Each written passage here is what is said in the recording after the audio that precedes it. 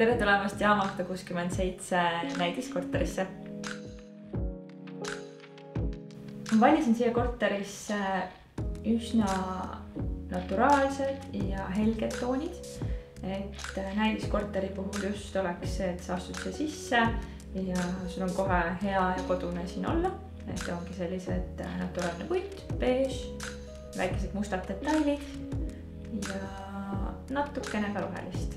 Et just ka selliseid taimi ja kõik see kokku tekitab sellise mõnusa koduse tunde.